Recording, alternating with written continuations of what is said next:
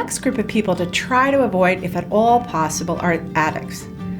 Now, it's easy to fall in love with an addict. A lot of addicts are very charming, they're very passionate, they're amazing human beings, but they're going to make your life a total misery. They don't love you, they love their fix.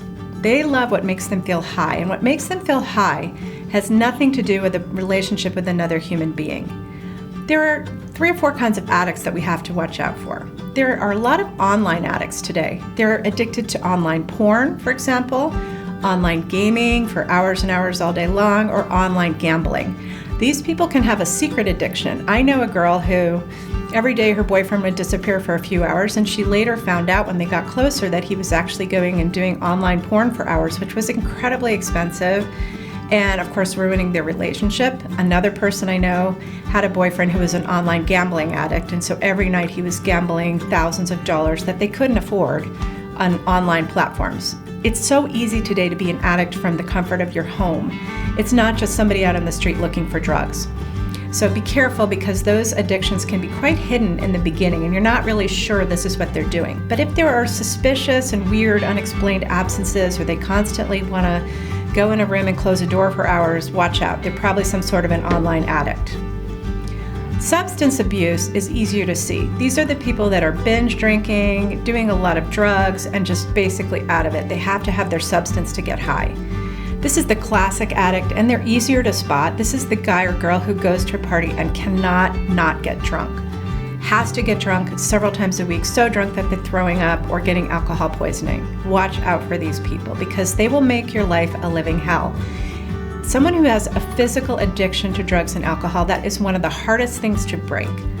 And even if they decide to get sober and go into 12-step programs or rehab, the rest of their life, they're going to have to focus very strongly on staying sober, and so they'll have less time and attention to give to you. Your life will be a roller coaster living with an addict.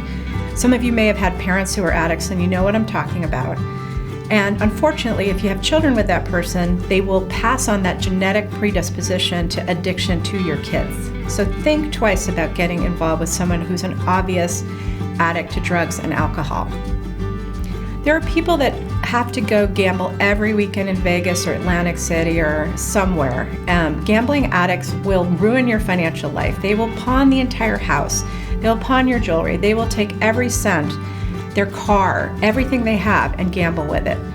Do not get involved with a person like this. Again, the high of gambling is the only thing they're really interested in. You're just an accessory. And if you're wealthy, you're the source of money to do their gambling. So avoid these people.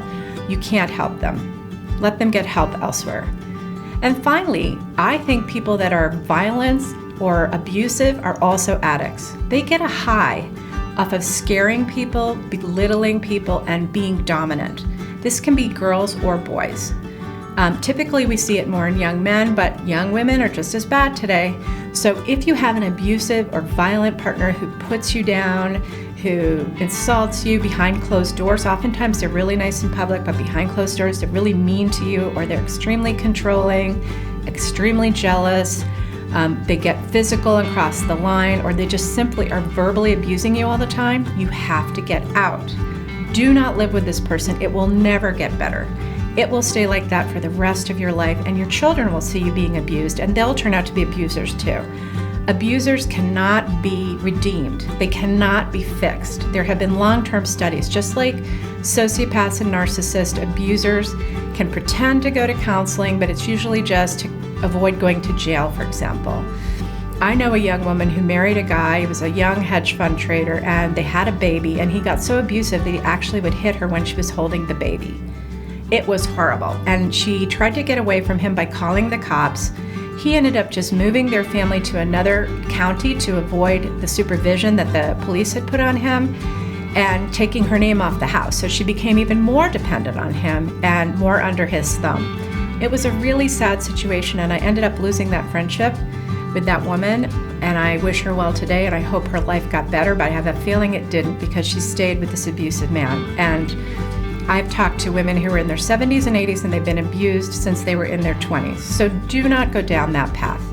This is also happening in same-sex relationships. There are same-sex partners who are just as abusive and violent as heterosexual couples. So watch out for abuse.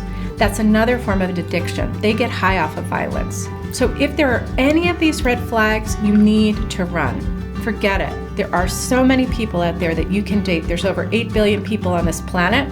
You do not need to stick with an addictive or violent person to find love. In fact, you can't find love with them. They cannot love. So we need to avoid these people.